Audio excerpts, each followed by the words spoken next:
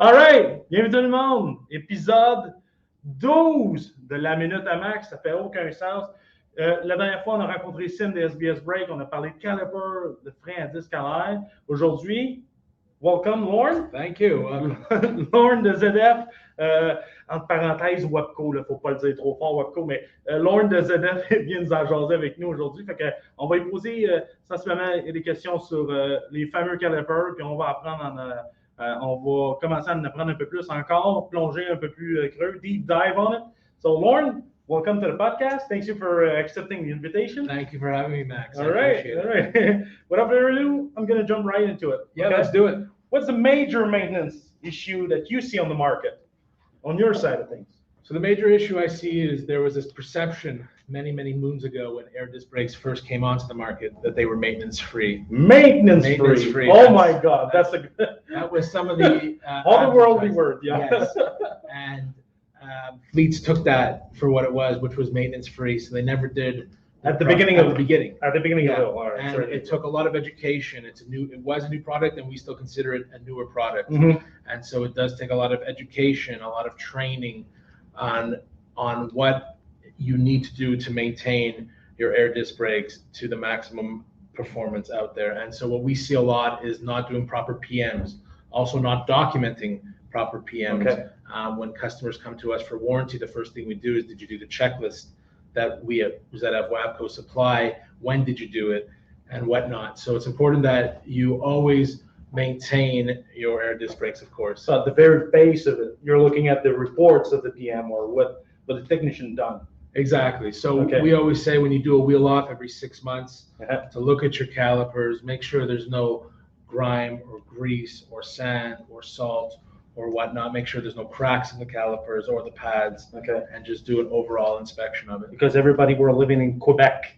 There's a lot of chloride on the road. Yeah, and salt and everything, sand, sand. Yeah, so we need to take a look at these. A lot of grime, exactly. That can get into the washers and get into it. Of course, ours are monoblock. They're sealed, but yeah, things happen. Always find a way. Always. Yeah, I think that's similar from the last episode. Mentioned that also that here in Quebec, it's kind of difficult to get all the bad stuff out of it. Exactly. At some point, it's gonna get it. And Sim sees that from the last episode. He does rebuilding of calipers, so we must see all the issues that come with it. And it's funny that we're doing this on Valentine's Day because he mentioned something, and I'll mention it. Okay. That your air disc brakes are like your partner; they need TLC, some tender, loving care once in a while. That's what's preventing accidents and whatnot. So it's important that you take the time to do both a visual on the wheel, off the wheel as well. Yeah. So uptime / downtime needs, or go through. That's not needs, but it goes through all. It's all about maintenance. Exactly, and kind of what Sim mentioned last time is when you cheap is expensive. If you see something that's developing and you don't do anything about it, eventually at some point, exactly, it's gonna get you. Exactly. All right. And to my second point, which brings me to my second question, actually. When a new customer, let's say a trailer or a truck or whatever, a new customer is looking to switch or to make transition to an air disc brake versus brake drums type of application, what he needs to look at first thing?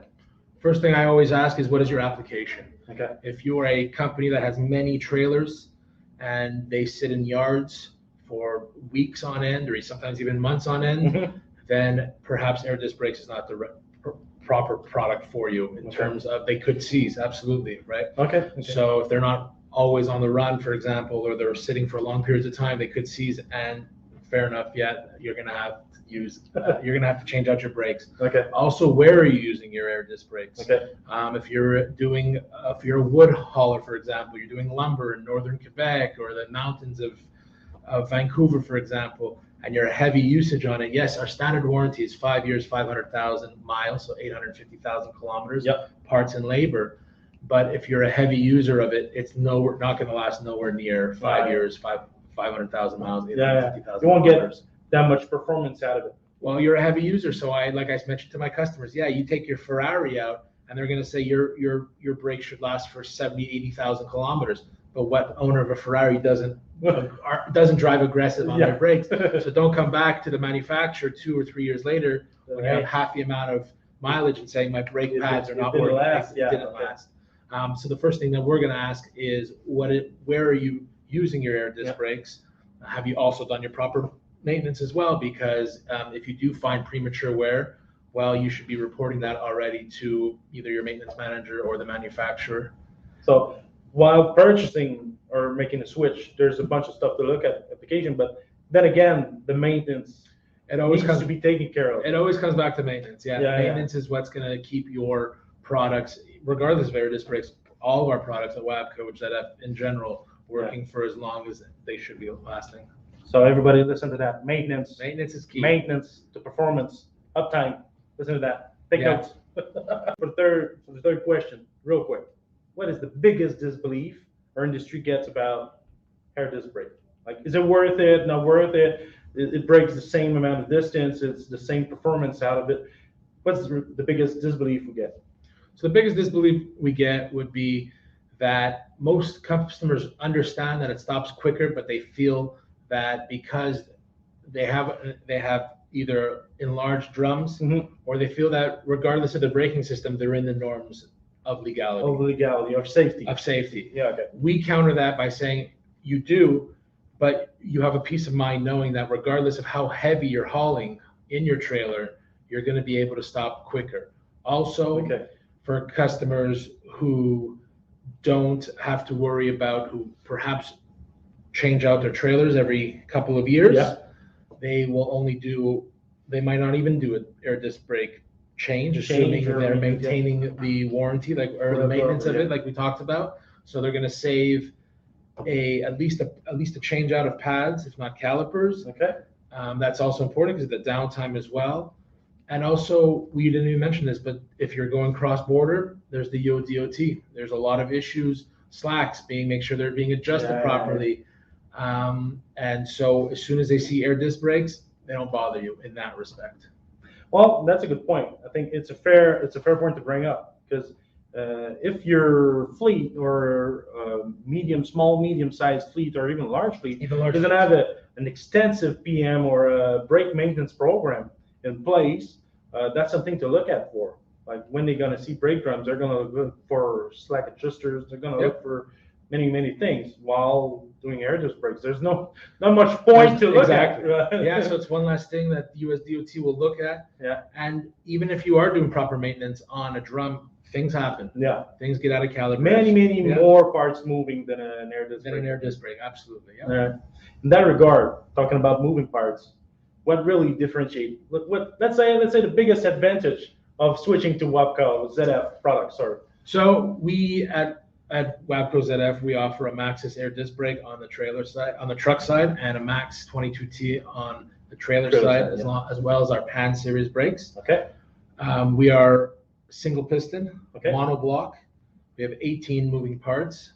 Our competitors have more parts than that. So we feel that with the less moving parts, less chance of issues with breakdowns and maintenance.